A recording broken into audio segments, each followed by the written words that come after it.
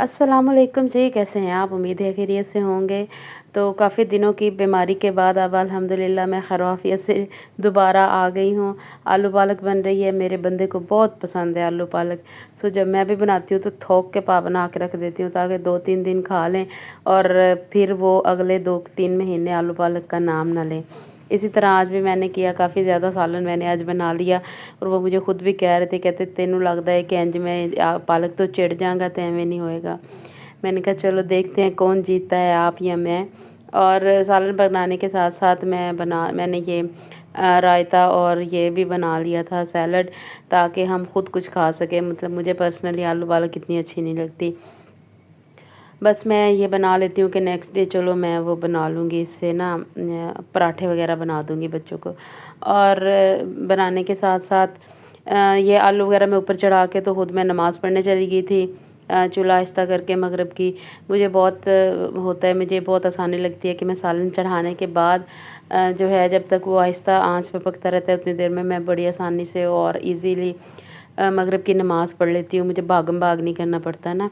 और बच्चे भी इस टाइम पे जो है वो सपारा पढ़ने गए होते हैं। घर में इतना कोई भी नहीं होता कि वो हो कि भूख लगी है, खाना खाना है, ये वो। बाकी ये होता है कि सो के उठ के मैं अपने बच्चों को ज़रूर कुछ ना कुछ खिला देती हूँ, ताकि और कुछ नहीं तो मैं उन्हें कहती हूँ कि जाओ दुकान से ही कुछ लेके खा लो, ताकि बाद में वो मुझे बहुत ज़्यादा तंग ना करें। मेरी आँख पे ना कोई वायरल सा इन्फेक्शन हुआ हुआ था और काफ़ी दिन वो रहा। पेन भी इतनी शदीद थी और ये उन्हीं दिन उसी टाइम के दौरान की बात है कि मैं अपने हस्बैंड से कह रही थी कि मैं तो आज ना तो खाना बनाऊंगी ना मैं रोटियां बनाऊंगी, आप मेरे लिए आप बाहर से कुछ ले आएँ। क्योंकि जैसे ही मैं चूल्हे के पास जाती तो एक तो मेरे आँख में इतना पेन था, दूसरा वो जलन होने लग जाती थी ना, तो वो कहते मैं ठीक है मैं वो तो ले आता हूँ, लेकिन उससे पहले मैं तुम्हें मेडिसिन ला देता हूँ। तो वो एंटीबायोटिक और पेन किलर लाए, फिर उन्होंने मेरे लिए चाय बनाई, अल्लाह उनका भला करे। तो अच्छा लगता है जब आपकी एटलीस्ट बीमारी में तो कोई आपका ख़्याल रखे ना, वरना तो सारी दुनिया से दिल जो है ना वो उचाट हो जाता है। और मैंने दोपहर में स्कूल से आके बनाए थे क्या चावल जो है वो बॉयल किए थे। अब मैं उनके लिए बनाने लगी थी चावलों के लिए साबुत मसूर का सालन। अच्छा, तो एक जो आजकल बहुत इशू है बीइंग अ टीचर, मैं आप लोगों से डिस्कस करना चाहती हूँ, वो है ये जो सर्वाइकल कैंसर के लिए स्कूल्स में वैक्सीन लग रही है। तो मैं ये कहना चाह रही हूँ कि अव्वल तो गवर्नमेंट को चाहिए कि ये जो है ना मतलब ठीक है स्कूल से डाटा ले ले बच्चों का कि कौन से बच्चे हैं जिनकी एज जो है वो इसके दौरान में फॉल करती है। शायद गवर्नमेंट ने भी सोचा हो कि स्कूल में क्योंकि बच्चे एक जगह मौजूद होते हैं तो हेल्थ वर्कर्स की आसानी के लिए कि सारे बच्चों को एक ही जगह पे लग जाएगी। लेकिन ऑब्वियसली पेरेंट्स बहुत ज़्यादा वरीड हैं, बहुत ज़्यादा कन्फ्यूजन का शिकार हैं।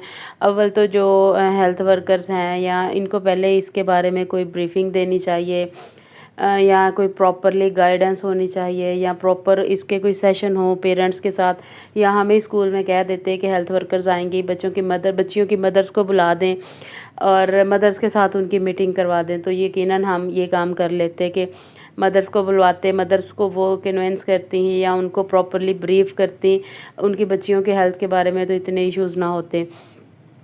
और अब तो यकीन करें कि वो हेल्थ वर्कर्स आ जाते हैं और हम हालांकि वो परमिशन लेटर होता है, अगर तो बच्चों के पेरेंट्स ने परमिशन दी होती है तो हम बच्चों को कह देते हैं कि आप लगवा लें, अदरवाइज़ हम भी कहते हैं कि नहीं बिल्कुल नहीं, अगर आपके पेरेंट्स एग्री नहीं करते तो आपने नहीं लगवानी।